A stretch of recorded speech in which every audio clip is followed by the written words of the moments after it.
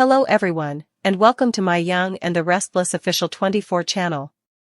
I hope everyone is having a wonderful day. Before we begin, please hit the subscribe button and give this video a thumbs up. As Nick confronts his deadly foe, Noah's bandages come off. Nick and Sharon's blast from the past becomes a living nightmare. Victoria suspects a family tragedy, and Victor Newman demonstrates his continued mastery of the game by organizing a catastrophic surprise attack. Claire and Holden talk about current events and future plans. Jack assists Kyle in determining his next course of action, and Nick and Sharon are shaken by a flashback as they struggle to learn about Matt Clark. Nikki becomes more and more concerned about Claire's choices. Holden conceals a major secret for Audra's sake, and Sharon and Nick dash to Noah's bedside for a startling revelation. Nick faces Matt Clark, his archenemy. While Sienna fumbles to hide her identity from the LAPD, Victoria begins to question the official account of Noah's accident. To keep Kyle safe, Jack and Diane put up a united front. Nick worries about Sharon's safety while Noah starts talking to his parents about his time away from Genoa City in the hospital. Lily loses patience with Kane. Victor plans a surprise strike on his adversaries, and Kyle presses Claire for information regarding her stay in Los Angeles. Jack is there to assist Kyle in determining his next course of action, having devised a few schemes in the past. Even though Matt Clark returns wasn't on our bingo card, Nick and Sharon still have to deal with him. Need a refresher on the man's identity and his role in the history of Genoa City? Here, we have you covered. Will Claire and Holden redefine current affairs after talking about recent events? Nick and Sharon set everything aside to be with Noah when he needs them most, even though they are still in shock over everything that has happened since they first came to Los Angeles. Normally, Audra is the one who keeps secrets, but this time, Holden is the one keeping her in the dark. Nikki, who has previously made a few poor decisions, is worried about the direction Claire appears to be taking. Prepare some popcorn and fasten your seatbelt, because Nick is going to confront someone who is undoubtedly at the top of his list. What actually transpired with Noah? Sis. Victoria is suspicious. Sienna's behavior today is definitely not that of an innocent woman, whether or not she has something to conceal. Kyle's parents will undoubtedly back him. Can the young heir even benefit from Jack and Diane's united front? Are you curious about Noah's true activities after he left Genoa City? He's about to reveal the truth, so get ready. Nick is right to be concerned about Sharon's security. Mitch's mask falls off. Sharon reveals Mitch's true identity, leaving you speechless. If you've heard this before, stop us, because Victor has ambitious intentions for his adversaries. Will the intended outcome of his covert attack be achieved? Lily seems to have had enough of Kane. Has he lost all chance to get her back? Claire is confronted by Kyle on her actions in Los Angeles. However, there's a hint that he might not want every detail. The atmosphere in Genoa City was charged with unease as Nick Newman stood at the edge of the hospital corridor, his jaw clenched, his mind spiraling through a storm of memories that refused to stay buried. The sterile scent of antiseptic and the faint beeping of heart monitors only amplified the dread building inside him. His son, Noah, lay in the ICU, the young man's body covered in bandages after what authorities called an accident. But Nick had seen enough deception in his lifetime to know that nothing was ever that simple. Especially not when Matt Clark's name, the very ghost of his past, began whispering its way through the cracks of his already fragile peace. The last time Nick faced Matt, it had nearly destroyed everything he loved. Now, with Noah's life hanging in the balance and Sharon clinging to hope, it seemed history was preparing to repeat itself with a vengeance. In the hospital room, Sharon sat beside Noah's bed, her hand trembling as she brushed the hair away from his bandaged forehead. "He's going to be fine," she whispered, though her voice betrayed the quiver of fear she couldn't suppress. Nick entered silently, his eyes fixed on the motionless figure before him. "The doctors say the swelling's gone down," Sharon said, but Nick could barely hear her. His thoughts were consumed by a single, gnawing question: who had done this? He knew his enemies were many, but this attack felt personal. And then came the moment that made the world stop. A soft groan escaped Noah's lips as his fingers twitched, and Sharon gasped, tears instantly springing to her eyes. "Nick, he's waking up." The monitor spiked as Noah's eyelids fluttered. Slowly, painstakingly, he opened his eyes, his vision swimming before settling on his parents' anxious faces. "Mom." "Dad," he rasped, his voice weak but steady. Sharon choked back a sob. Nick leaned closer, gripping his son's hand. "You're safe, son. You're home." But then Noah said something that sent chills down their spines. "He knows. He knows I'm alive." Before Nick could even process the meaning of those words, the nurse stepped in to remove Noah's facial bandages. The tension in the room was suffocating. As the final wrap came off, Sharon gasped, not from fear, but from the raw reminder of how close they'd come to losing him. Noah's features, though bruised and pale, were unmistakably his.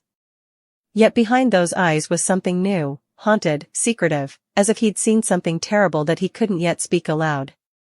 "Noah," Nick urged, "who knows you're alive? Who are you talking about?" But before Noah could answer, the door opened, and in walked Victoria Newman, her expression grim. "Nick," she said quietly, "we need to talk." Outside the room, Victoria wasted no time. "I don't buy the official story about Noah's accident," she confessed. "The timelines don't add up. The witness report is inconsistent, and there's chatter about someone paying off the EMT who first arrived on scene." Nick's stomach turned cold. "Are you saying this was staged?" he demanded. Victoria nodded. "I think someone wanted us to think Noah was dead, and maybe they still do." As if summoned by the rising storm, Victor Newman appeared at the end of the hallway, his trademark confidence radiating like a general preparing for battle. "My children," he said, his voice low but commanding, "it seems the time has come to remind our enemies that the Newmans are not to be trifled with." Nick's eyes narrowed. He knew that tone, it meant Victor was already planning a counterstrike. "Dad, who are you targeting this time?" Nick pressed. Victor's smirk was slow and calculated. "The one man who's haunted you for decades. Matt Clark." The mere mention of the name made Nick's pulse quicken. "Matt Clark's dead," he said sharply. "I saw to that myself." But Victor only tilted his head. "So you thought," he murmured. "But there are whispers, sightings.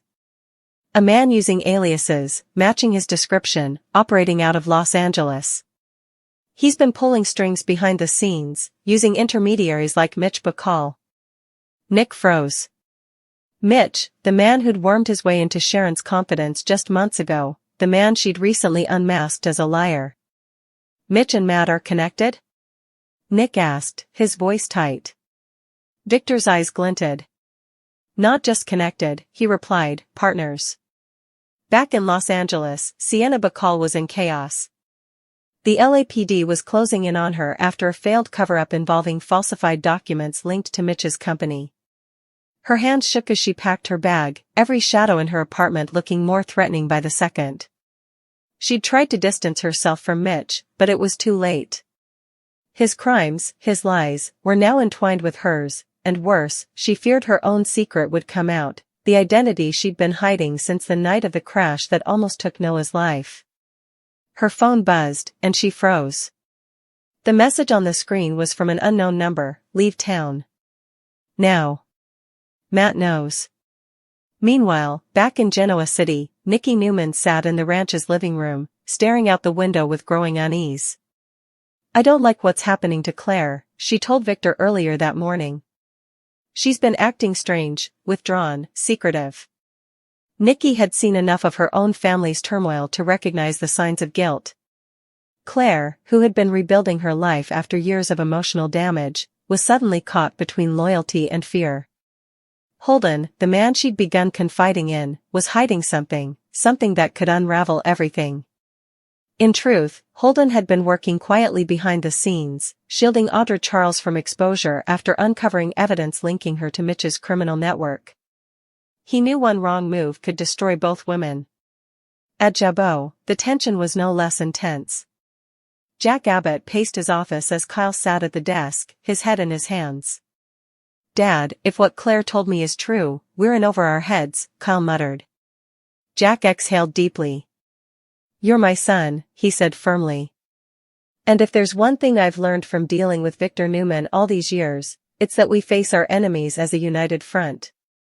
You and your mother, we protect you at all costs." Diane entered the room, her composure steel-like as always. "Victor's playing a game," she said. "And games can be won." The irony wasn't lost on Jack, they'd both played more than their share of games in the past. But this time it felt different. The stakes weren't corporate. They were personal. Later that night, as Nick drove through the dimly lit streets toward his father's private warehouse, the weight of it all bore down on him. Sharon's words echoed in his mind, "Don't let this destroy you again, Nick." He knew she was right, but the sight of Noah's terrified face, the cryptic warning, and the re-emergence of Matt Clark left him with no choice. When he arrived, Victor was already there, standing before a series of surveillance screens displaying live feeds from multiple locations, one of which showed a man matching Matt's description entering a hotel in LA. "There," Victor said, pointing at the screen. "That's our target." Nick's fists tightened. "I'll handle this," he said. "No, son," Victor countered. "You'll do as I say. This is a coordinated strike. We're going to hit him where it hurts, his operation, his allies, his reputation. By the time we're done, Matt Clark will wish he stayed buried." While the Newman patriarch plotted his next move, Sharon remained by Noah's bedside. As the young man regained more strength, fragments of his memory began returning. "Mom," he whispered, "there was someone there that night, someone who pulled me from the wreck before it exploded." Sharon's heart skipped. "Who, Noah? Who saved you?" Noah hesitated. "I didn't see his face, but I heard him say, 'Tell your father Matt Clark says hello.'" The color drained from Sharon's face. She knew then that the nightmare wasn't just Nick's anymore, it was theirs. Elsewhere, Victoria dug deeper into the accident report. Her instincts were dead on, there were traces of falsified data in the crash log, and the paramedic's signature had been forged. "Someone wanted this covered up," she muttered, scanning the files. Her phone rang, it was Nate, warning her that Victor's surprise attack was already underway. "He's mobilizing resources against an unknown party," Nate said, "but if this goes wrong, it could blow back on the company." Victoria hung up, torn between her duty to protect Newman Enterprises and her fear that her father's obsession would reignite old wars that could destroy their family again. Meanwhile, Claire met Kyle at Society. "You wanted to talk about Los Angeles?" she asked cautiously. Kyle nodded. "You said you went there for business, but I found out you were seen with Sienna Bacall. What are you hiding?" Claire looked away, her voice barely above a whisper. "It wasn't business, Kyle. It was about Noah." The revelation hit like a thunderclap. "Noah," he repeated. "Claire, what do you mean?" She swallowed hard. "Before the crash, Noah reached out to me. He said he discovered something about Mitch and a connection to Matt Clark.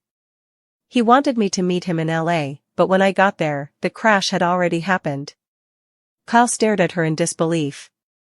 "You think Matt caused it?" Claire nodded. "Or ordered it." Back at the hospital, as night gave way to dawn, Nick and Sharon were finally allowed to take Noah home under close observation. The three of them drove back to the ranch in silence, the unspoken questions hanging like fog in the air. But as they pulled into the driveway, the headlights caught something on the front porch, a single envelope, taped to the door.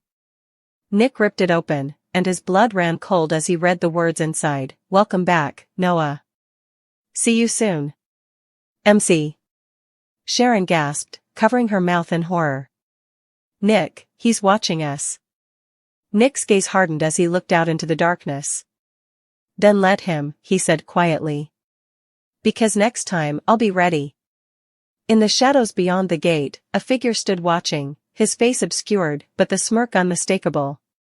Matt Clark, very much alive, had returned to Genoa City. And this time, he wasn't here for revenge. He was here for legacy. As the Newman family braced themselves for the storm ahead, Victor set the final phase of his plan in motion, a catastrophic surprise attack that would shake not just his enemies, but the very foundation of Genoa City. Jack and Diane prepared for fallout, Kyle wrestled with the truth about Claire's role, and Sienna, on the run from the LAPD, made a desperate call that would intertwine her fate with the Newmans forever. In a world where no secret stays buried and no enemy truly dies, one thing became terrifyingly clear: the past never lets go. And as Nick confronted his deadliest foe, the line between justice and vengeance blurred once more. The morning sun crept slowly over the skyline of Genoa City, gilding the horizon in deceptive tranquility, but the Newman family was anything but calm. Inside the ranch, tension simmered like an electrical charge waiting to explode. Sharon paced the living room, her mind reeling from the letter taped to their door, the taunting note signed by Matt Clark himself. Nick stood near the fireplace, his eyes burning with determination and dread, the paper clutched in his hand. "He's back," he muttered, his voice like steel scraping against stone. "After all these years, he's actually back." Sharon shook her head, her heart pounding. "But how, Nick? Matt Clark was gone, dead. There's no way he could have survived." Nick turned toward her, his expression hardening. "You and I both know in this town, no one stays dead forever." Noah, pale and still recovering, sat quietly nearby, his gaze unfocused. "Dad," he said softly, "I remember more from that night." Sharon instantly moved closer. "Tell us, sweetheart. Anything could help." Noah hesitated, glancing between his parents. "I wasn't alone in the car before it crashed," he confessed. Sharon's breath caught. "What? Who was with you?" He swallowed hard. "A woman. She said her name was Celia, but I think she was lying. She told me she worked for Mitch, that she was helping me expose someone in his circle." But before I could ask more, headlights came out of nowhere. She screamed, and everything went black. Nick's mind flashed with every betrayal, every deception that had ever touched their family. So this woman, Celia, might be working with Matt, he concluded grimly. Sharon's hand flew to her mouth. "Or she could have been trying to save him," she whispered. What if she knew Mitch was planning something and tried to warn Noah? Before either of them could respond, the front doors burst open. Victor stormed in, his presence commanding immediate silence. "It started," he declared. "Phase 1 of the operation is underway." Nick stepped forward. "Dad, what operation? You can't just go to war without telling us what you're doing." Victor's lips curled into a familiar smirk, one that sent shivers down both Nick and Sharon's spines. "I told you last night," he said, "Matt Clark has declared war on this family. And I'm not about to sit back and let him strike first." Sharon's tone was sharp, desperate. "Victor, this isn't one of your business feuds. This is personal, it's about Noah's life." Victor's gaze softened for a fraction of a second before hardening again. "That's precisely why I'm doing this, my dear. Family comes first. Always." In the dark corners of Los Angeles, far away from the comfort of the Newman ranch, Sienna Bacall was living her own nightmare. Her apartment had been raided hours earlier, police had confiscated documents linking her to Mitch's offshore accounts. Now, every door she approached felt like a trap. She had changed her appearance, shorter hair, new clothes, a false name, but she couldn't shake the feeling that someone was following her. As she ducked into a dingy motel, her burner phone rang. "Sienna," came a familiar voice. "It's Claire."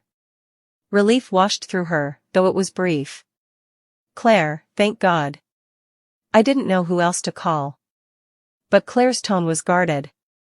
"You need to tell me what's going on. The LAPD questioned Kyle today about your time in Los Angeles. They think you were hiding someone, Mitch, or worse." Sienna's voice trembled.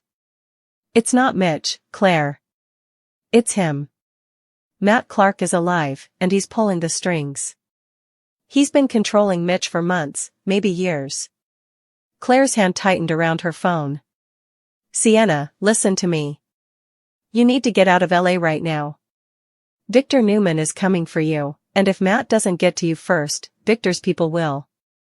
In Genoa City, Victoria sat in her office at Newman Enterprises, watching as a digital map of financial transactions appeared on her laptop. Victor's operation was more complex than she'd imagined: coded accounts, covert fund transfers, and strategic market attacks against several of Matt Clark's shell companies.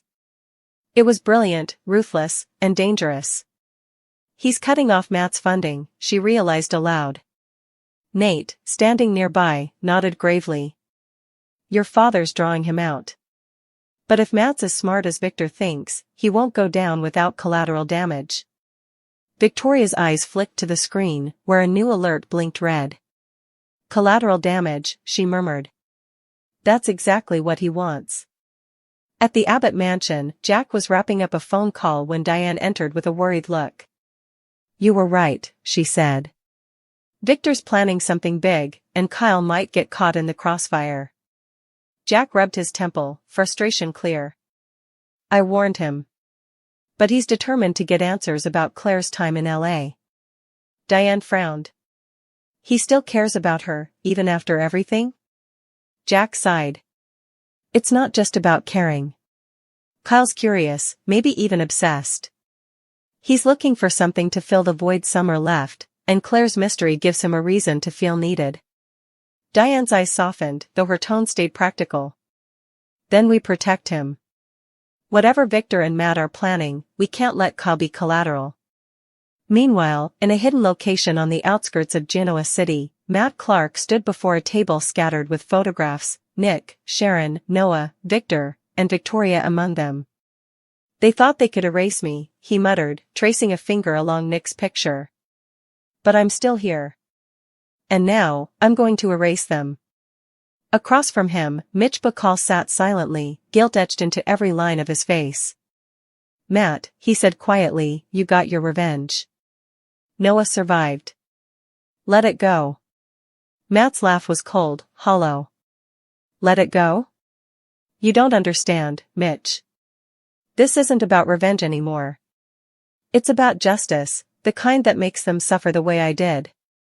Mitch's hands clenched. And Sienna? You dragged her into this mess, and now she's paying the price. Matt's expression darkened. Sienna made her choice when she lied for you. Don't forget, Mitch, you owe me your life. Now it's time to repay that debt.